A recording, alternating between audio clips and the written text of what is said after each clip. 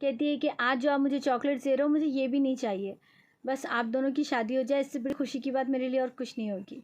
लड़की की ये मासूमियत देख के लड़का इतना ज़्यादा खुश होता है कि पहले से ज़्यादा उसे चॉकलेट्स देकर कहता है इस बार आप भी खाएंगे और अपनी बाजी को भी खिलाएंगे, ठीक है।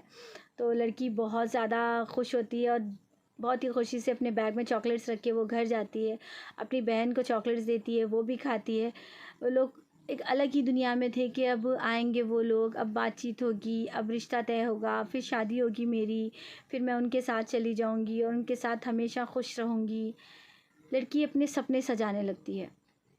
फिर होता भी ऐसा है कि लड़के के घर वाले आते हैं, बातचीत होती है, लड़का यकीन दिलाता है कि मैं आपकी बेटी को हमेशा खुश रखूँगा, हमेशा उसे हर वो खुशी देने की कोशिश करूँगा जिसकी वो हकदार है, उसे कभी दुख नहीं होने दूँगा।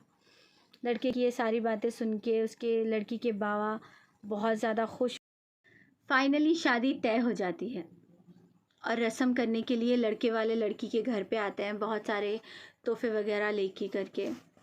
मगर इस शादी से एक इंसान नाराज़ था, वो था उस लड़की का मामा, जो अलग ही दुनिया में था। उसकी बहन के बुलाने पर भी वो दावत में अटेंड करने से पीछे हट रहा था, लेकिन उसकी बहन ने बहुत इंसिस्ट किया, इसलिए वो दावत में आया। लेकिन वो अपनी दुनिया में अलग ही था कि ये शादी नहीं होनी चाहिए, ये शादी क्यों हो रही है। वो तब भी अपनी बहन को कन्विंस करने की कोशिश कर रहा था कि तुम गलत कर रही हो तुम्हारी बेटी की शादी इस लड़के से करके। बहुत ही सारे मसले, बहुत ही सारे मरहलों के बाद इस लड़की का रस्म तो हो जाता है और ये लोग बहुत ज़्यादा खुश होते हैं। इन दोनों की बातें ऐसे ही लेटर्स के ज़रिए चलते रहती है। जब भी ये सिटी जाती तो वो लड़का किसी ना किसी बहाने से इसके सामने आता और दोनों एक दूसरे को देख भी लेते। ऐसे ये लोगों की मोहब्बत परवान चढ़ रही थी, बस इतना था कि जल्द से जल्द शादी हो जाए। लेकिन रस्म तो हो जाता है, लेकिन शादी के लिए वक्त था, क्योंकि लड़की की एक बड़ी बहन भी थी। ये लोग 3 बहनें और 1 भाई थे, इसलिए उसकी शादी होने के लिए थोड़ा टाइम था बड़ी बहन की, क्योंकि बड़ी बहन का जो हस्बैंड था उसका रस्म हो चुका था और उसका हस्बैंड दुबई में रहता था, तो उसके आने के लिए टाइम था।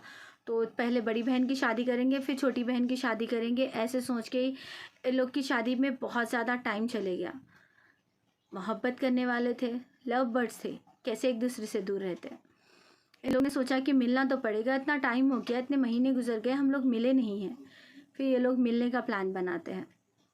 लड़की उसी डिस्ट्रिक्ट में एक स्कूल में जॉब कर रही थी हिंदी लिटरेचर का, और वहाँ पे ये हिंदी पढ़ाती थी। वहाँ से इन लोगों ने मिलने का प्लान किया। वहाँ पे इसकी छोटी बहन ने उस लड़की की हेल्प की उस लड़के से मिलने के लिए। उन लोग ने बताया कि ठीक है, स्कूल कम से कम 3 से 7। लड़की की जो छोटी बहन थी उसका 6th कंप्लीट होने के बाद 7th स्टैंडर्ड के लिए उसे डिस्ट्रिक्ट के एक स्कूल में भर्ती कर दिया गया, और वही स्कूल में ये लड़की जॉब करने लगी हिंदी पंडित का।